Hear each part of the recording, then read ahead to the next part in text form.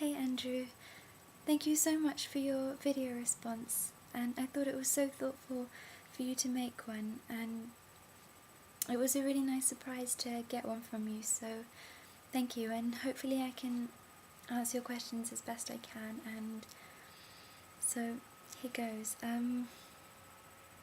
Your first one was, do you think it's easier to communicate online as rather than in person? Which I think for the most part, yes.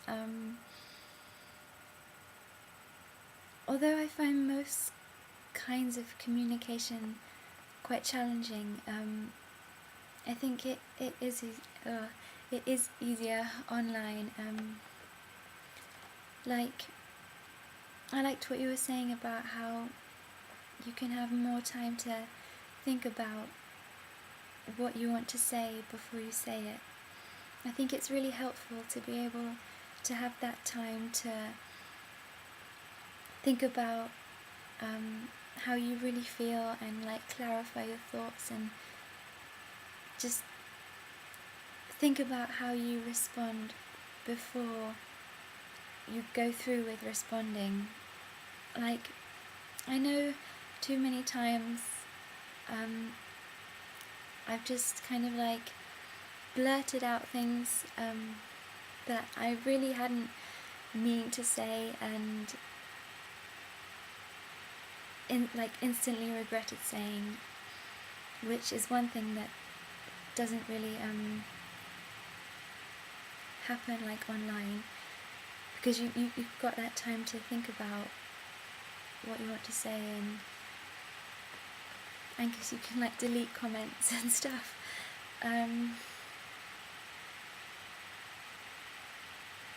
Although,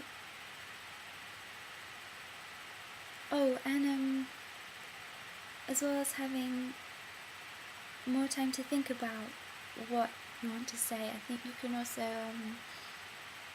I find I feel like I have more time to speak. Like, there's no one that's gonna suddenly like interrupt me, and I know in real life I talk a lot quicker to try and like get through what I'm saying before someone jumps in and like carries on the conversation with their stuff that they want to say. So I've got a lot more time to kind of express myself, which is good. Although I think sometimes having more time can be like a bad thing. Like, if you're I'm a really big perfectionist, and I know when I've got a lot more time to do something, that's kind of, for me, like an excuse to make and then remake a video and then remake it again if I'm not happy, and like change in comments like the word order like 20 times. Whereas in real life you've just got like that one moment to respond, and you can't really keep changing it. And so I think that's kind of like stressing out over how you express yourself with like the time that you've got to do it, can, well, for me, be quite anxiety provoking. I don't know if you have the same thing, but yeah. So I think overall, yeah, I feel a lot more relaxed communicating online than in person to someone like I don't know so well. But I think also it can be like less emotionally rewarding online rather than in person, even though it's more easy. Your second question was, are you seeing a therapist? And I'm not at the moment, no. I mean, I am going to, or I'm planning to, in that I'm still in the process of like booking an appointment and finding a time next week when I can go.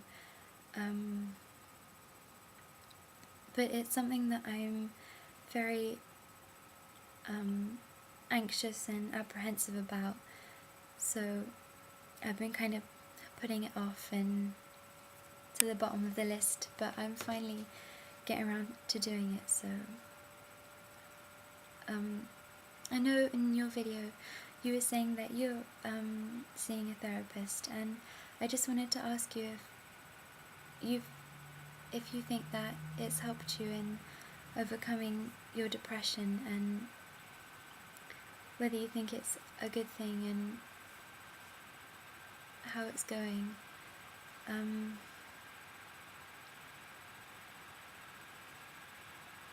And I think it's really good that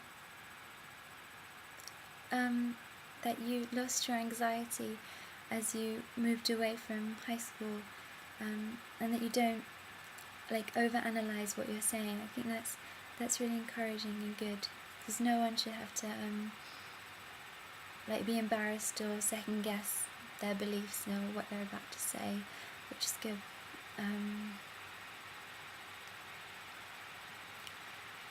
I know when I moved to university, my anxiety like really increased, because I was just like so out of like a comfort zone that just, and I wasn't really prepared for this anxiety, so it just kind of flooded.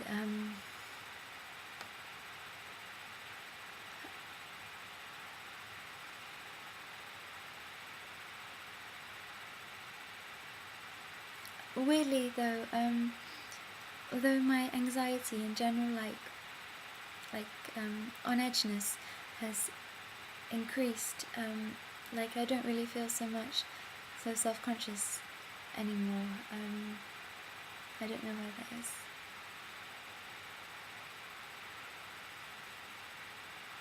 Oh, therapy is something that I've been quite apprehensive about doing, because 2 years ago I went to see a therapist for eating disorders help, and I mean it's not her fault.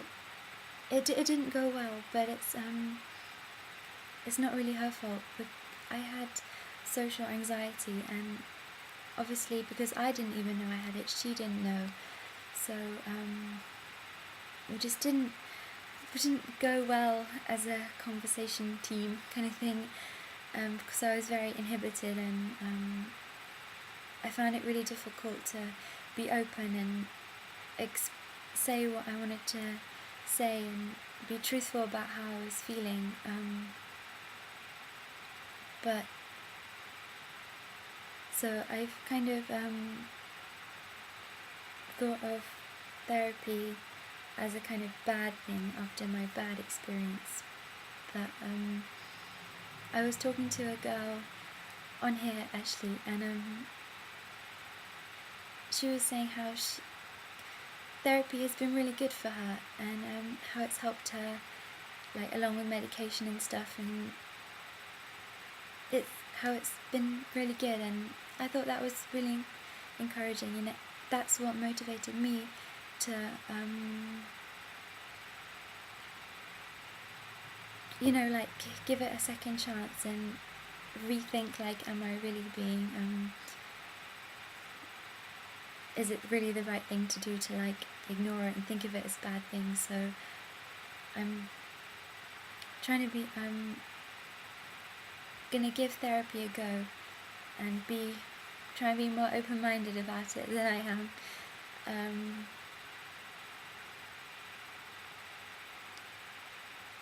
And for most YouTube people, it seems to be going well. I think I'm going to run out of time, so I'm going to say bye, and thank you for your video, and I hope this has been alright, and speak to you soon. Bye!